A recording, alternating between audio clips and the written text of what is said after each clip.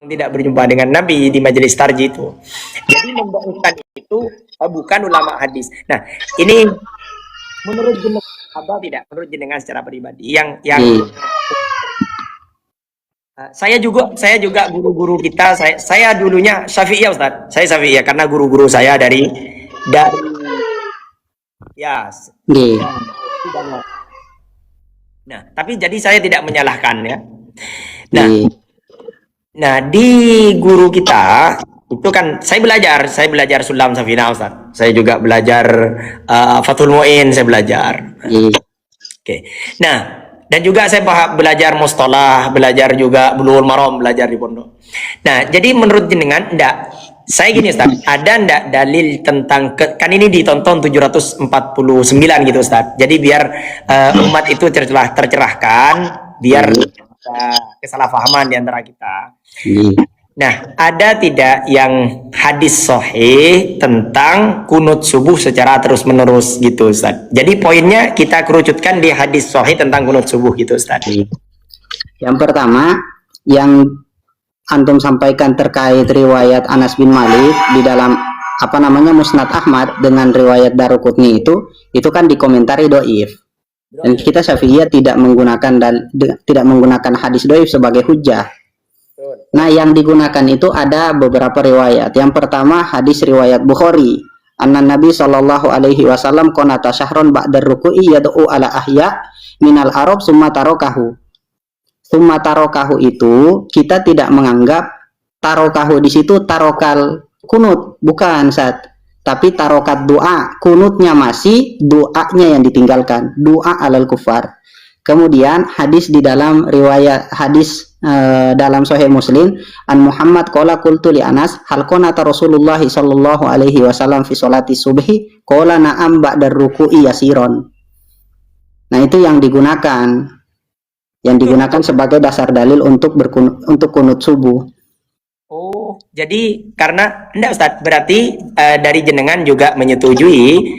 Jadi dalil tentang teks hadis tentang kunut subuh secara terus-menerus itu berarti tidak ada Ustaz ya. Kalau dalil yang jenengan bacakan tadi Ustaz, kita juga mengamalkan itu Ustaz. Tapi menurut kita itu bukan menjadi dasar kunut subuh secara terus-menerus. Itu dijadikan dalil untuk kunut nazilah. Itu Ustaz. Iya.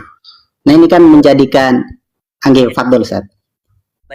Mohon izin Ustaz. Jadi gini, sebenarnya tentang kunut itu Muhammadiyah juga berkunut. Ini mungkin jadi kita luruskan juga ke teman-teman yang tidak kenal Muhammadiyah, dikiranya Muhammadiyah anti kunut gitu. Jadi Muhammadiyah itu tidak anti kunut dan Muhammadiyah tidak membid'ahkan kunut, tidak. Nah, tapi Muhammadiyah melaksanakan kunut itu berdasarkan hadis yang tadi disampaikan jenengan itu, karena berkenaannya itu kan nazilah kan, maka Muhammadiyah mengamalkan yang kunut nazilah.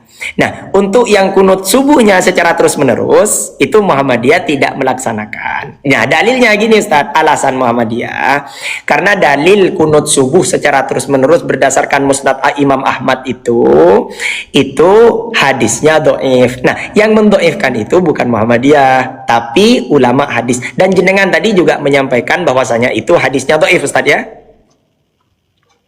Saya sampaikan Ustaz, Syafi'iyah tidak berhujjah dengan hadis yang doif. Adapun kalau hadisnya doif atau tidak, kita perlu tahqiq Ustaz. Karena yang mengatakan doif itu, yang mengatakan hadis ini doif itu ya kan tahqiq dari di dalam Musnad Ahmad itu tahqiq dari Al-Arnaud, iya kan Ustaz? Al-Arnaud itu mengatakan isnaduhu doifun karena ada Abu Ja'far Ar-Razi ismuhu Isa bin Mahan, itu kan Syai'ul Hifzi. Nah, Syai'ul Hifzi itu terkadang tidak menjatuhkan kepada doif Ustaz. Terkadang tidak menjatuhkan kepada doif karena perbedaan yang dilihat di dalam Syai'ul Hifzi itu dobit. Nah, ini kita juga masih harus melihat terkait adanya mutaba'ah atau syawahid di dalam riwayat Ustaz. Nah, ketika ada mutaba'ah dari turuk yang lain, itu bisa naik derajatnya dari doif ke hasan li ghairihi. Nah, itu perlu dilihat juga Ustaz. Pertama, bagi kami Ustaz yang Syafi'iyah itu di dalam menghukumi yang dilihat adalah qaidatul madhab di dalam melihat di dalam melihat pandangan ulama kami, terhadap riwayat itu. Yang kedua Ustaz, kualitas riwayat itu. Jadi ini perlu dilihat secara seksama Ustaz.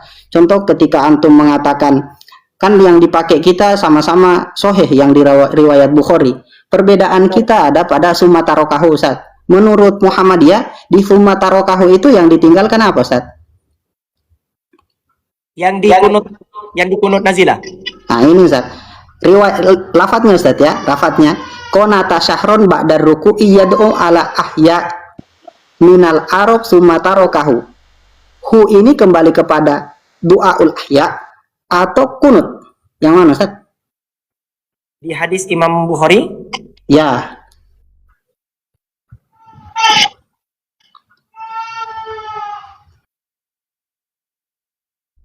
Di hu-nya coba lihat lagi diulang Ustaz.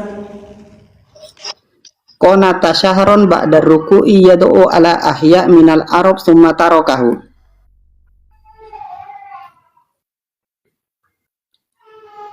Qanata syahron Qanata syahron ba'da ruku'i yad'u ala ahya minal arab summa tarokahu. Oke. Ustadz izin untuk yang itu untuk masalah rujukannya masalah tarokahu itu bagaimana pandangan Muhammadiyah, karena di Muhammadiyah itu tidak dibenarkan apabila pandangannya sendiri. Saya cek fatwa tarjih nanti Ustadz. Siap. Tapi bagaimana tentang hadis itu? Nggih. Kurang lebih baik. Kalau kami Ustaz, izin Ustaz, summa tarokahu itu ada jawaban dari kitab Al-Kutufud Daniyah. Kata beliau begini, kata Kiai Musannif, qauluhu summa tarokahu fal muradu bihi tarkud du'ai ala ulaikal kuffar wa la'natihim faqat la tarku jami'il kunuti wa tarkul kunuti fi ghairi subhi. Yang dimaksud summa tarokahu itu adalah meninggalkan berdoa terhadap mereka kafir itu dan melaknat mereka saja, bukan meninggalkan keseluruhan kunut atau meninggalkan kunut pada setiap subuh. Kemudian saat yang dibawakan, ya mungkin saya tidak tahu kalau Muhammadiyah menjadikan perkataan Ibnu Abbas sebagai hujjah. Kalau antum baca sudut pandang Syafi'iyah di dalam melihat qaulus sahabah itu bukan hujjah. Yang hujjah itu adalah Al-Quran dan Sunnah. Cuman pemahamannya mengikuti tetap salaf. Nah, adapun perkataan Ibnu Abbas terkait al-kunutu fi subhi bid'ah, itu perkataan yang dhaif jiddan, dan ini yang mengatakan adalah Imam An-Nawawi di dalam kitab Khulasatul Ahkam, kemudian Imam Baihaqi dan selain beliau juga mendhaifkan perkataan ini. Jadi terkait perbedaan pendapat, saya mengaku Ustaz, yang menjadi pertanyaan saya di awal itu adalah kalau kita mengatakan yang penting ada ulama ahli hadis yang mensohehkan, Ustaz, semua hadis bakal soheh kalau begitu. Atau yang penting ada ulama hadis yang mendhaifkan, tidak tersisa kecuali hadis mutawatir yang soheh, sisanya itu bakal dhaif semua Ustaz. Jadi ulama itu punya sudut pandang. Ustaz, izin selesaikan Ustaz. Oh, silakan. Jadi Ustaz begini, ketika kita tidak punya standar di dalam menerima dan menolak riwayat, maka itulah yang akan terjadi Ustaz. Semua hadis akan soheh atau tidak tersisa hadis soheh kecuali mutawatir. Karena tidak ada standar di dalam menerima. Silakan dulu yang Allahumma shalli ala Muhammad. Ini kami membawakan referensi dari kitab Al-Adhkar. Nah, di sini ada ibarat tentang masalah kunut subuh. Nah, kami bacakan ya, sekaligus sama hadisnya. I'lam annal kunuta fi salati subhi sunnatun. Nah, lil hadisis sahih fihi an Anas radhiyallahu anhu. Anna Rasulullah sallallahu alaihi wasallam lam yazal yaknutu fi subhi hatta faraqad dunya. Nah, ini Nabi kan tidak pernah meninggalkan kunut subuh sampai beliau wafat.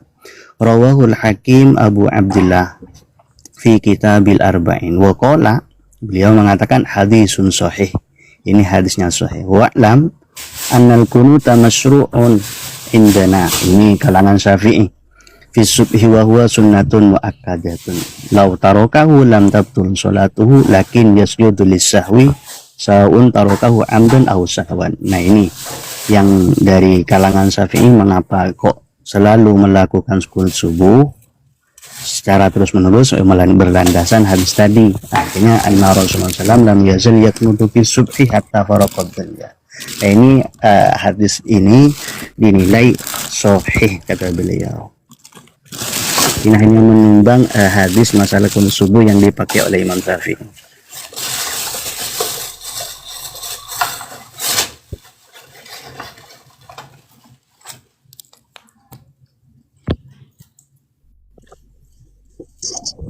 Assalamualaikum warahmatullahi wabarakatuh, Ustaz dakwah Muhammadiyah. Izin Ustaz, ini sedikit sambil mungkin setelah ini saya nyumbang ibarat, nyumbang data, hadis dan beberapa data yang lain. Saya izin sebelumnya ingin menyampaikan buat teman-teman yang di bawah, nggak usah provokasi, kita saudara sesama muslim. Jadi kita diskusinya ilmiah. Buat yang nggak pernah lihat orang lagi diskusi, nah kalian mendapatkan ilmu gratis nih sekarang. Jadi ini diskusi sesama muslim yang mana pembahasannya itu hal-hal yang boleh dikata dia itu ijtihadi begitu. Jadi ikhtilaful ummah itu rahmah teman-teman ya. Gak usah panas-panasan, wah kamu ini ahli bid'ah, wah kamu ini wahabi, gak usah kayak gitu ya. Kita ini diskusinya santai-santai aja. Lanjut dulu Ustaz. Oke. Sebentar Ustadz, saya silent semuanya dulu. Kita sepakati dulu Ustadz ya, kita sepakati dulu. Jadi mau yang kunut itu ada dalilnya versi yang dibacakan tadi, dan juga yang tidak kunut juga berdasarkan hadis yang tadi juga Ustadz ya. Jadi hadis tadi itu didoifkan oleh ulama, dan juga hadis tentang kunut itu juga yang kata jenengan tadi yang dipandang itu hadisnya sahih yang dibacakan oleh Allahumma sholli ala Muhammad tadi ya. Nama beliau itu siapa tadi? Tidak memperkenalkan nama. Ini biar umat tidak, ini ada sudah yang katanya Wahabi dan seterusnya ini ya. Jadi kita sepakati dulu bahwasanya yang mau berkunut itu benar, yang tidak berkunut itu benar. Sama-sama benar kan gitu Ustaz ya. Kita bukan untuk karena kalau kita berdebat nanti akan mencari siapa yang paling benar. Tapi kita ini sharing-sharing diskusi, jadi mau Muhammadiyah ataupun non Muhammadiyah, atau dari jenengan tadi sampaikan atau Syafi'iyah, itu semuanya benar. Dan di Muhammadiyah sendiri itu juga tidak mengklaim bahwasanya dirinya paling benar, dan juga tidak menyalahkan saudara yang berbeda pandangannya. Gitu Ustaz. Biar ini nanti di bawah ini ada bermacam-macam ini. Oke, silakan Ustaz Ghazali lanjutkan. Siap host, terima kasih waktunya. Tadi ya sedikit melanjutkan daripada Ustadz siapa ini tadi yang namanya Allahumma sholli ala Muhammad ya. Jadi kan di dalam madhab Syafi'i sendiri benar bahwa hadis yang dipakai tentang bolehnya kunut, tentang kunut ya, sunnahnya kunut itu yang pakai kunut itu kan bukan cuma Syafi'i tapi juga madhab Malik. Jadi ada Syafi'iyah, ada Malikiyah yang berpendapat bahwasanya kunut itu sunnah. Dengan hadis an Anas radhiyallahu anhu qol mazal Rasulullah sallallahu alaihi wasallam yaqnutu fil fajri hatta faraqad dunya. Bahwa Rasulullah sallallahu alaihi wasallam beliau kunut ketika fajar sampai beliau wafat hatta faraqad dunya. Dan ini diriwayatkan di dalam Musnad Ahmad, dan Imam An-Nawawi memberikan komentar bahwasanya hadis ini sahih. Nah, ini kan beberapa dalil yang kemudian dipakai oleh teman-teman Syafi'iyah dalam masalah kunut. Nah, untuk kemudian ya kan gini ya teman-teman. Madhab adanya madhab itu kan kembali kepada ijtihad ulama ya di dalam memahami teks-teks hadis. Ada ulama yang mengatakan bahwasanya kunut itu enggak disunahkan, semisal dalam madhab Hambali dan lainnya. Ada yang mengatakan itu sunnah kayak madhab Syafi'i dan Maliki. Bukan berarti mereka itu berbeda pandangan yang sampai kemudian harus disaling membid'ahkan atau mengkafirkan ya. Itu perbedaan-perbedaan yang rahmat saya kira, sehingga nggak usah kemudian teman-teman saling panas-panasan di bawah. Ya kurang lebihnya gitu Ustaz. Jadi dalil yang dipakai dalam mazhab Syafi'i di antaranya itu yang diriwayatkan oleh Imam Ahmad di dalam musnadnya. Makanya kemudian Imam Nawawi di situ di dalam Al-Adhkar beliau mengatakan gini, wa alaman al-qunut masyru'un indana fi subhi wa huwa sunnatun mutaakkadatun law tarakahu lam tabtul salatuhu lakin yasjudu lisahwi sawa'un tarakahu amdan aw sahwan. Ketahuilah bahwasanya kunut itu tetap disyariatkan dalam pandangan kita, dalam pandangan Syafi'iyah maksudnya. Ketika sholat subuh, wa huwa sunnatun muakkadatun, dia itu merupakan sunnah muakkadah. Andai kata seseorang dalam mazhab Syafi'i meninggalkan sholat subuh, maka tidak batal sholatnya. Akan tetapi dia itu dianjurkan untuk melakukan sujud sahwi, baik dia meninggalkan kunut itu secara sengaja atau tidak. Kurang lebihnya begitu Ustaz. Baik. Jadi teman-teman sekalian, ini sudah tahu semuanya ya, baik yang izin saya simpulkan dulu. Jadi baik teman-teman sekalian, baik ini kan ada yang dari mungkin dari NU, dari Muhammadiyah atau dari teman-teman dari yang berbeda, yang tak berormas ataupun apa itu. Jadi tadi kita sudah mengetahui semua ya. Dan ada hadis yang diriwayatkan oleh Imam Ahmad tadi tentang lam yazalu yaknutu fi subhi hatta faraqad dunya, itu kan sudah tadi dibacakan. Kemudian kata Ustadz Allahumma sholli ala Muhammad ini itu dinilai dari Abu Abdullah Al-Hakim itu hada isnadu sahihun ya. Ini saya tulis hada isnadun sahihun sanaduhu siqatun ruwatuhu ya.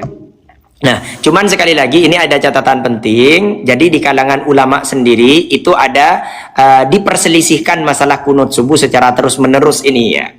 Nah, persoalannya itu adalah di Abu Ja'far Ar-Razi itu atau Isa bin Mahan itu dalam sanad tersebut para ulama berbeda dalam menilainya.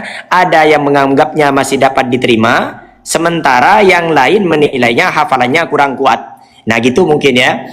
Jadi sekarang sudah sama-sama tahu semuanya. Jadi yang melakukan kunut subuh secara terus-menerus berdasarkan ada ulama yang menilai bahwasanya itu masih dapat diterima dalilnya. Kemudian ada yang menilainya tidak bisa diterima karena hafalannya kurang kuat. Nah jadi yang menilai kurang kuat itu bukan Muhammadiyah, tapi ulama hadis, dan itu sudah selesai di kalangan ulama. Oke, seperti itu Ustaz ya kurang lebihnya ya. Biar kita masuk yang lain ini. Yang lain ini banyak yang mau naik Ustadz. Baik, biar gantian kita Ustadz. Siap. Izin turun. Terima kasih ilmunya host. Terima kasih Firman juga. Saya terima kasih. Banyak belajar dari dengan ini, Masya Allah. Adil betul. Enggak cuma ini tadi host agak sedikit kepanasan sama komentar teman-teman yang kurang paham. Jadi mau mengedukasi dikit doang gitu.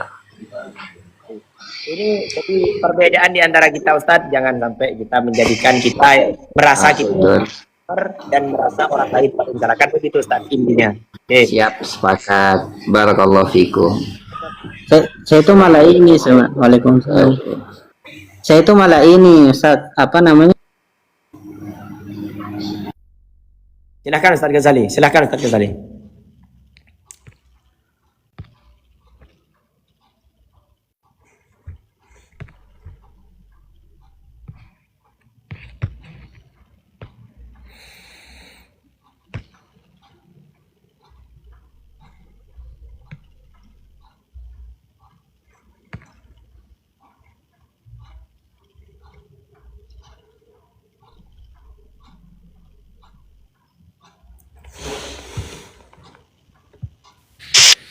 Halo, assalamualaikum. Waalaikumsalam warahmatullahi wabarakatuh.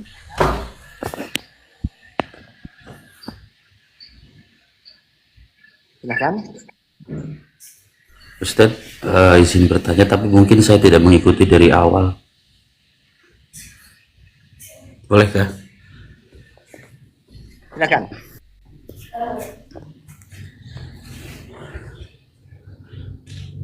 Oke. Saya pernah membaca terkait dengan sejarah. Adakah suara saya, Ustadz? Ada. Bahwa setelah atau sesaat setelah Nabi wafat itu terjadi konflik dalam konsensi kepemimpinan, mulai dari sahabat, kemudian sampai ke pengikut-pengikutnya, dan sampai sekarang terjadilah, kalau saya boleh mengatakan atau tidak salah mengambil istilah, itu ada firqah ya Ustadz ya. Saya amati dari apa yang saya baca itu, ternyata bahwa dalam perjalanannya agama itu tidak bisa terlepas dari apa yang disebut dengan otoritas politik, begitu Ustadz. Kemudian pertanyaan saya begini Ustadz, apakah keyakinan atau apapun itu, atau klaim kebenaran dari masing-masing firqah atau bahkan sampai sekarang ormas, masihkah ada residu dari politik yang terbawa sampai sekarang? Itu Ustaz.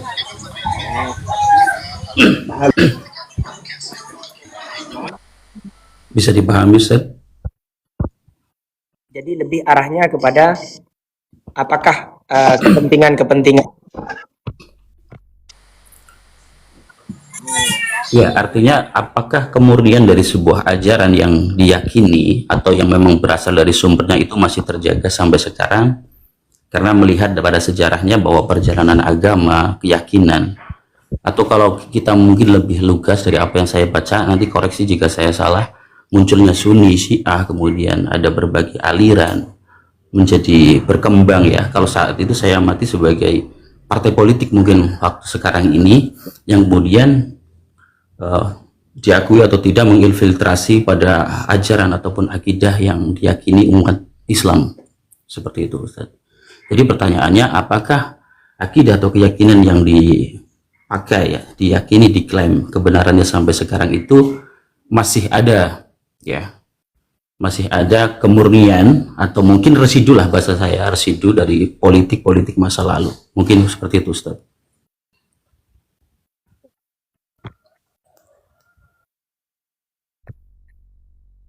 Oke, ini agak berat pertanyaannya ini. Tapi berdasarkan hadis Nabi itu, Ustaz, jadi memang umat Islam itu akan terpecah belah. Kemudian Nabi berpesan, berpegang teguhlah kepada sunnahku dan sunnah khulafaur rasyidin ya. Jadi memang cuman kemarin itu saya mengikuti kajiannya Ustadz Nuruddin, beliau alumni Mesir. Beliau mengatakan tentang hadis yang 73 golongan umatku itu akan terpecah belah menjadi 73. Yang satu itu yang akan selamat. Kata beliau, kata satu yang akan selamat itu dinilai oleh Ibnu Hazm itu adalah tambahan dari orang-orang yang ingin memecah belah umat Islam agar umat Islam itu mengklaim dirinya paling satu gitu, paling benar. Nah, kemudian kata Ibnu Hazm itu, kalaulah memang itu hadisnya benar dan tidak dibuat-buat oleh orang kafir, oleh orang yang ingin memecah belah umat Islam, artinya 72 golongan itu masuk neraka semua, yang satu yang masuk surga. Kalaulah memang itu tidak ada tambahan dari orang yang benci dengan Islam, maka yang dimaksud masuk neraka itu tidak selamanya gitu. Jadi dia masuk neraka karena dosanya, tidak selamanya. Karena berdasarkan hadis semua umatku masuk surga, kemudian juga man qala la ilaha illallah dakhalal jannah, barang siapa yang mengatakan la ilaha illallah pasti masuk surga. Kemudian juga syafaati li ahlil kabair dakhalal jannah li ummati, syafaati li ahlil kabair min ummati, kata Nabi. Jadi syafaatku untuk umatku yang berdosa besar itu juga akan berlaku nanti di hari kiamat.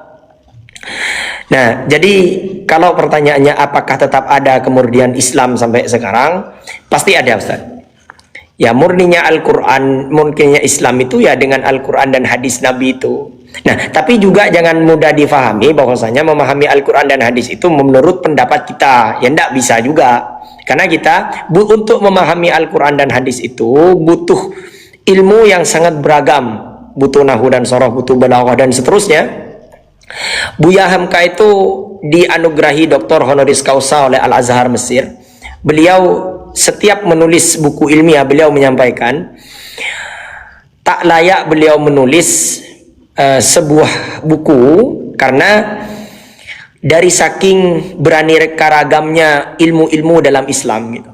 Nah, tapi juga beliau menyatakan kalaulah nanti ditulis dengan ada kesalahan itu diterimalah kalau ada koreksi dari orang lain.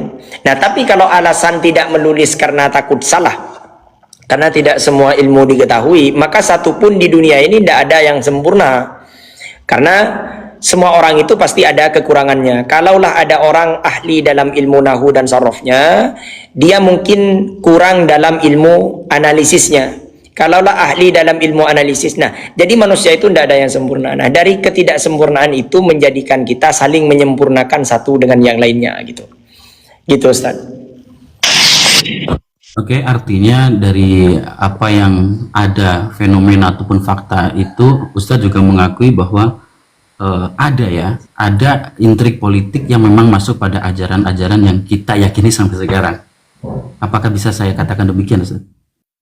Karena pada dasarnya saya lihat fenomena bahwa klaim kebenaran atau apapun itu yang mau dasarnya ingin memonopoli sebuah kebenaran dari firqah-firqah tertentu atau dari kelompok-kelompok tertentu. Saya mohon maaf tidak akan menyinggung kelompok mana atau firqah mana, yang saya akan duduk pada porsi saya sebagai umat Islam yang mana saya netral seperti itu. Karena saya prihatin terkait dengan adanya ajaran-ajaran yang kita yakini sekarang memunculkan firqah dan sebagainya, itu saya amati kalau telusuri ke belakang memang ada seperti itu, Ustaz. Apakah Ustaz setuju seperti itu?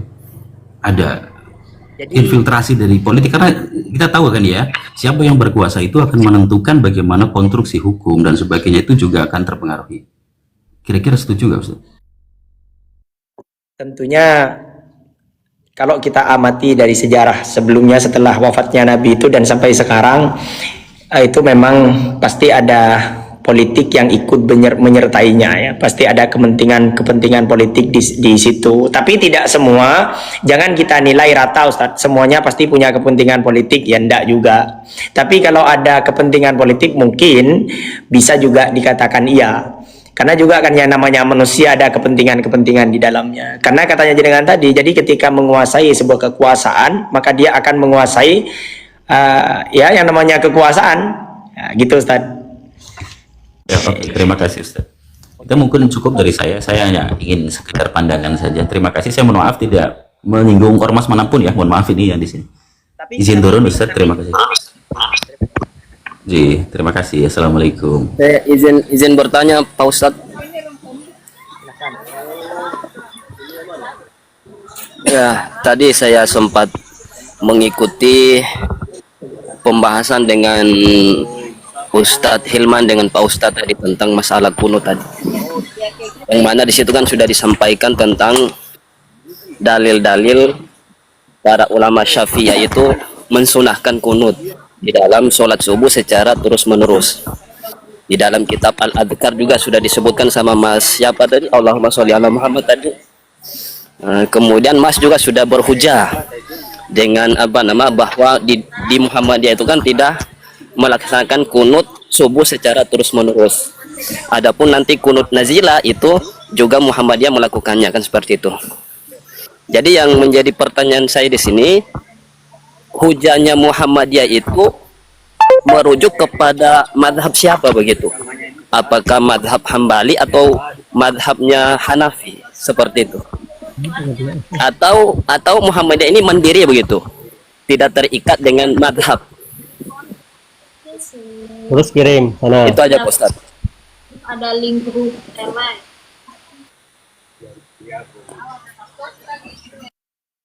Oke, terima kasih Bang Abi. Sudah saya jelaskan di awal Mas Abi. Jadi Muhammadiyah itu tidak taklid kepada salah satu madhab tertentu. Nah, Muhammadiyah itu menggunakan manhaj.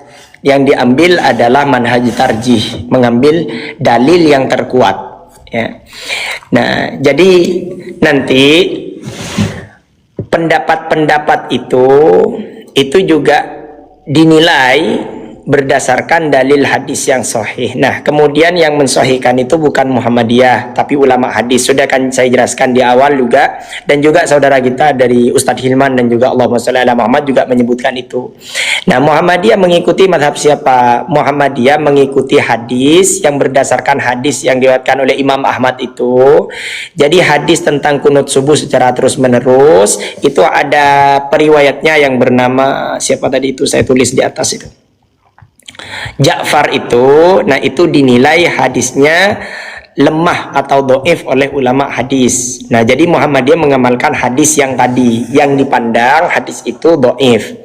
Nah, tapi juga Muhammadiyah tidak menyalahkan saudara-saudara kita yang menganggap bahwasanya itu dalilnya kuat dan bisa diamalkan, gitu. Nah, jadi Muhammadiyah itu apakah bermadhab? Muhammadiyah tidak bermadhab.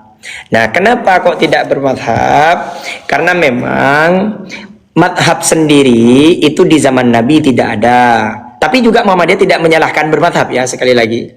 Di zaman Nabi itu sudah saya jelaskan detail tentang madhab itu. Jadi madhab, bahkan di 4 imam madhab itu sendiri itu tidak ada madhab di waktu itu. Madhab itu nanti adanya setelah murid-murid para ulama-ulama mujtahid itu kemudian hidup. Di saat itu ada pemerosotan Islam ya, kalau tidak salah, ada videonya, saya panjang itu videonya. Nah, kemudian murid-muridnya ini kemudian menulis kitab berdasarkan pemahaman mereka dari guru-guru mereka. Yang kalangan Hanafiyah menulis, kemudian yang kalangan Syafi'iyah menulis, Malikiyah menulis ya. Yang namanya beliau itu murid-muridnya itu berguru pada imam mujtahid itu, maka dia akan menulis sesuai dengan apa yang didapat dari gurunya. Nah, tapi keempat madhab ini juga saling memahami dan tidak saling menghakimi, gitu kurang lebihnya. Jadi ada perbedaan masalah kunut itu. Nah, Muhammadiyah itu malah juga mengutip pernyataan Imam Syafi'i dalam kitab, dalam penyampaian beliau, "Idza sahhal hadisu fahuwa madhhabi." Ketika sahih suatu hadis itu madhabku, gitu. Jadi Muhammadiyah mengambil hadis yang begitu ya. Oke, Masya Allah. Jazakallah Ustaz. Oke, begini. Tapi secara perjalanan ajaran Islam itu kan setelah baginda Nabi, sahabat, kemudian tabiin atba'u. Oke, mungkin Bang Abi kita mungkin kalau misalnya panjang lebar nanti mungkin. Assalamualaikum, Ustaz. Silahkan. Assalamualaikum.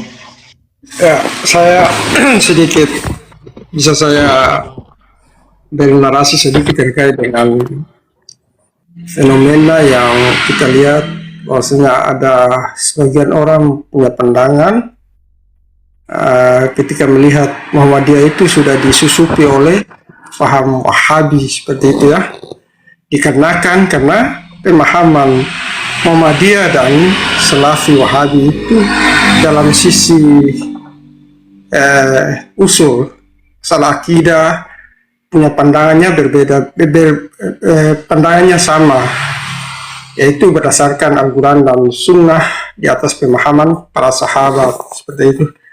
Sehingga saya ingin Ustadz memberikan respon terkait dengan masalah ini yang sengaja dilontarkan oleh orang-orang yang mengatakan bahwa Muhammadiyah itu sudah disusupi oleh faham Wahabi dikarenakan dalam pandangannya yang sama seperti itu. Terima kasih Ustaz.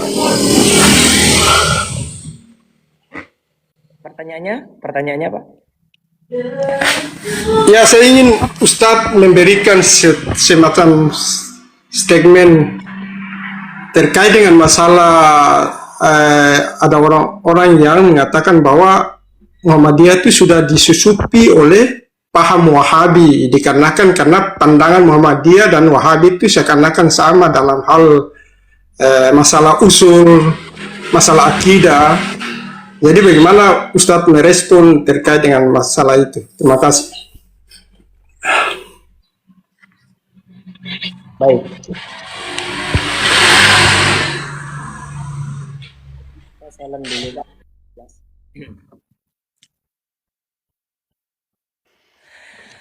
Baik, masalah Muhammadiyah apakah disusupi Wahabi? Sejauh ini ada pernyataan dari Profesor Haidar Nasir bahwasanya Muhammadiyah itu bukan Wahabi. Bahkan justru Muhammadiyah itu lebih dekat kepada buku-buku yang ditulis oleh Hadratus Syekh Hasyim Asy'ari. Itu pernyataan dari pimpinan pusat Muhammadiyah. Nah, justru kalau dengan Muhammad bin Abdul Wahab, Muhammadiyah itu justru tidak ada kedekatan emosional. Justru yang lebih dekat dengan Hadratus Syekh Hasyim Asy'ari karena sama-sama belajar dengan guru yang sama. Nah, kemudian ada pertanyaan, kenapa kok jargonnya kembali kepada Al-Quran dan hadis? Sebenarnya semua umat Nabi itu apapun ormasnya pasti kembali kepada Al-Quran hadis, dan Muhammadiyah tidak mengklaim dirinya paling kembali kepada Al-Quran dan hadis gitu ya. Nah, bagi Muhammadiyah ini yang sudah saya sering sampaikan, kadang orang memahami Muhammadiyah itu bukan Ahlus Sunnah wal Jamaah, orang yang awam ya. Jadi Muhammadiyah itu tidak menjadikan Muhammadiyah paling Ahlus Sunnah wal Jamaah, dan juga tidak mengatakan yang selain Muhammadiyah bukan Ahlus Sunnah wal Jamaah. Nah, menurut Muhammadiyah, Ahlus Sunnah wal Jamaah itu malah pandangannya lebih luas. Jadi bukan hanya dibatasi akidahnya pada Asy'ari dan Al-Maturidi. Jadi menurut Muhammadiyah, yang dimaksud Ahlus Sunnah wal Jamaah itu lebih luas lagi. Yang penting berpegang teguh kepada Al-Quran yang sama, dengan hadis yang sama, maka itu Ahlus Sunnah wal Jamaah. Jadi menurut Muhammadiyah itu, mohon maaf sekali lagi, di Muhammadiyah itu tidak terlalu menyudutkan kelompok tertentu, tidak. Nah, jadi menurut Muhammadiyah yang penting berpegang teguh kepada Ahlus Sunnah wal Jamaah, kepada Al-Quran dan hadis, itu masih Ahlus Sunnah wal Jamaah gitu. Silakan Ustaz Tegar. Ya, mungkin hanya itu saja yang saya sampaikan. Makasih Ustaz.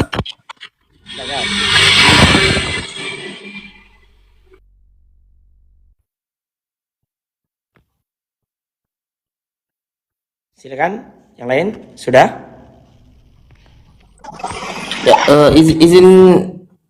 izin bernarasi Ustaz.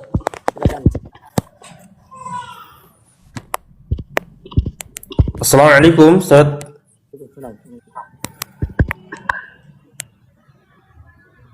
Silakan Ustaz. Waalaikumsalam. Silakan. Ya, izin menanggapi tadi ya. Bahwasanya ada beberapa yang bermunculan bahwa Muhammadiyah dituduh Wahabi. Ya, memang tuduhan ini seperti ini memang pernah muncul ya. Ya, terutama karena ada beberapa kesamaan dalam masalah fikih dan pemurnian akidah. Ya, namun saya pribadi dari Muhammadiyah menegaskan bahwa Muhammadiyah itu bukan Wahabi ya, secara organisasi. Karena memang walaupun ada beberapa yang dikaitkan dengan Wahabi, ya, kita harus paham bahwa dari dulu ya Muhammadiyah seperti itu. Bahkan kita harus jujur bahwa Muhammadiyah lebih dulu daripada organisasi-organisasi atau orang yang terafiliasi yang menuduh bahwa Muhammadiyah itu Wahabi ya.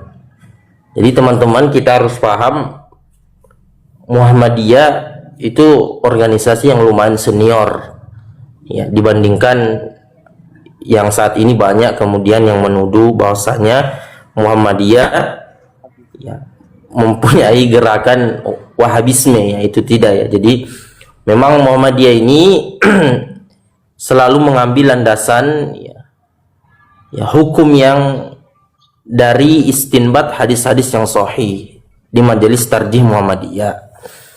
Ya, adapun kemudian benar apa yang disampaikan Ustadz kita tadi bahwa apapun kemudian organisasinya, semua harus kembali kepada Quran dan hadis dan pemahaman salafus saleh. Ya, Dan lucunya terkadang ada beberapa orang yang kalau dikatakan jargon seperti itu langsung mencap Wahabisme atau orang-orang Wahabi ini. Ya, garis keras ini. Padahal tidak seperti itu, teman-teman. Ya, apa salah dengan jargon kembali Al-Quran dan kembali kepada Quran, sunnah dan pemahaman salafus saleh. Ya, ini kan tidak ya. Jangan kemudian di-framing bahwasanya itu Wahabi gitu. Dan juga harus teman-teman kita kalau jujur-jujuran NU dengan Muhammadiyah, ini saya ormas ya. Muhammadiyah itu lebih senior. Ya. Kalau Anda baca sejarahnya, Muhammadiyah yang digagas oleh Kiai Haji Ahmad Dahlan itu rahimahullah taala itu lebih senior ya. Mungkin itu dari kami. Barakallahu fikum. Silahkan teman-teman yang lain.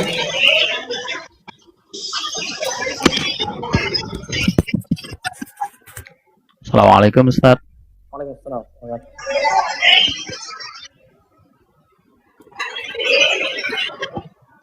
Waalaikumsalam warahmatullahi wabarakatuh. Silahkan.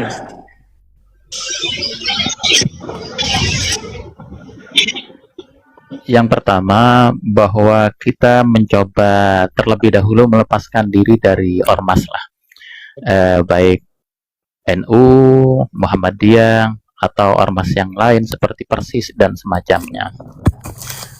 Kita mencoba kembali kepada pendapat ulama tentang kunut tadi ya, yang jadi permasalahan sebelumnya tentang kunut.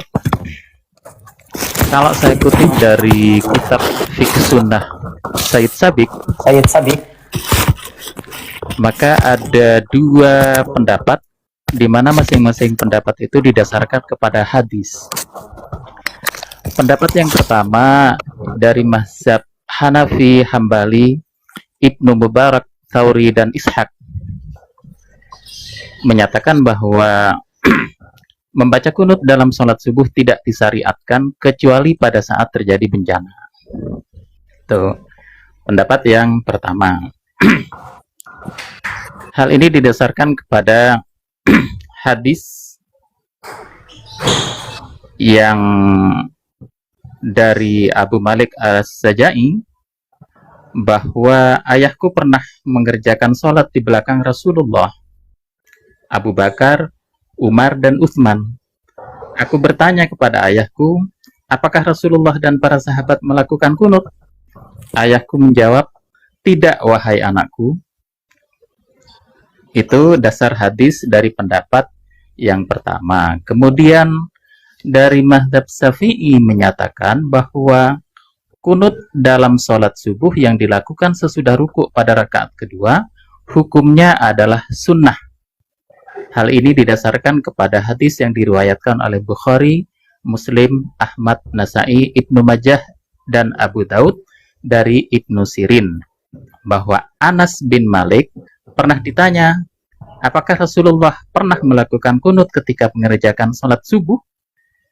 Kemudian Anas menjawab, iya. Nah, ini dalil hadis yang dijadikan sebagai hujjah pada mazhab Imam Syafi'i. Nah, tetapi yang perlu dikaji pada hadis yang dijadikan hujjah pada mazhab Syafi'i adalah menurut kitab Fikih Sunnah, ini masih perlu dikaji karena di dalam sanadnya terdapat seorang perawi bernama Ja'far Ar-Razi yang tidak cukup kuat riwayatnya dan hadisnya tidak bisa dijadikan sebagai hujjah sebab tidak masuk akal jika sepanjang hidup Rasulullah membaca kunut ketika mengerjakan sholat subuh, sementara para khalifah dan sahabat sesudah beliau wafat itu tidak melakukan kunut.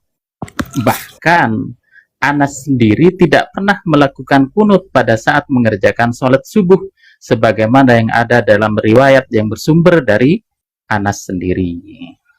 Jadi seandainya hadis tersebut sahih, maka maksud Rasulullah melakukan kunut di sini adalah beliau memperpanjang berdiri setelah ruku untuk berdoa dan membaca puji-pujian. Bukan berdoa. Ini bukan yang berdoa. saya kutip dari dari kitab Fikih Sunnah Sayyid Sabiq. Demikian Ustadz. Terima kasih. Wassalamualaikum warahmatullahi wabarakatuh. Waalaikumsalam warahmatullahi wabarakatuh. Mungkin kita teman-teman mungkin sudahi ini perbincangan tentang kunut. Mungkin kita sharing-sharing yang lain tapi intinya sudah sama-sama tahu ya teman-teman, sudah dibacakan tadi detail, dikutip dari kitab Sayyid Sabiq Fiqh Sunnah. Sudah dari dalilnya yang kunut juga dan dari tidak kunut itu sudah sama-sama ada dalilnya. Jadi kita hentikan bid'ah membid'ahkan ya, apalagi salah menyalahkan, karena meskipun yang menyunahkan sunut, yang menganjurkan kunut itu tidak sampai mengatakan itu syarat sahnya sholat subuh, itu hanya mentoknya kan hanya sunnah kan gitu. Jadi meskipun ada orang misalnya yang mengamalkan tidak kunut ya, itu kan tetap sah sholat subuhnya gitu. Jadi yang penting kita sekarang bagaimana kita menjaga sholat subuhnya ke masjid berjamaah. Karena ada hadis Nabi, orang yang menjaga sholat subuh berjamaah, kemudian dia berzikir kepada Allah, kemudian dia duduk sampai terbit matahari sholat 2 rakaat, yang disebut dengan isyraq atau suruk, maka pahalanya seperti haji dan umroh gitu ya. Jadi jangan sampai nanti ini kita sudah, bukan debat ya, ini kita sudah kasih tahu semuanya dalil-dalilnya ya. Nah kemudian nanti ada di antara kita yang malah tidak sholat subuh ya, gitu kurang lebihnya. Kita sepakati dulu, kita pindah topik mungkin, jangan kunut saja, mungkin yang lain mungkin kita bahas. Oke. Assalamualaikum Ustaz. Waalaikumsalam. Gini Dad, sebelumnya saya orang awam, bukan siapa-siapa, tapi melihat keadaan seperti ini sebenarnya sih gaya perbedaan masalah kunut maupun tidak kunut sebenarnya sih baik lagi ya, dalil dan hadis siapa yang mereka pegang. Sebenarnya kalau dari pihak ormas, kita ngelihatnya ormas ya, bukan person to person. Kalau mereka itu lebih terbuka bahwa tidak membid'ahkan dan tidak mengharuskan itu kunut, sebenarnya itu udah clear sih masalah itu. Karena emang doktrin yang dari zamannya kemarin-kemarin abah kita, umi kita yang udah kadang mereka itu untuk penanam hadis itu sebatas asafiyah aja gitu loh. Dalam arti kata ulama-ulama yang notabene mungkin beliau berguru pada Imam Syafi'i yang akhir kata sekarang kan dominan dari masyarakat Indonesia Nusantara ini kan antara Muhammadiyah dan NU ya. Sedangkan dalam arti kajian yang sering diterapkan dan dicanangkan di pihak Muhammadiyah itu ya sering kayak NU gitu, dalam arti kata di mana ada acara segala macam mereka itu selalu memberikan madul hasanah perihal kunut atau apa. Sebenarnya kalau misalnya dari NU sendiri itu terbuka bahwa apapun itu ormasnya, apapun itu organisasinya yang A, B, C sampai Z-nya itu, kalau terbuka bahwa kita punya beberapa imam, dalam imam itu ada perbedaan pendapat masalah kunut, masalah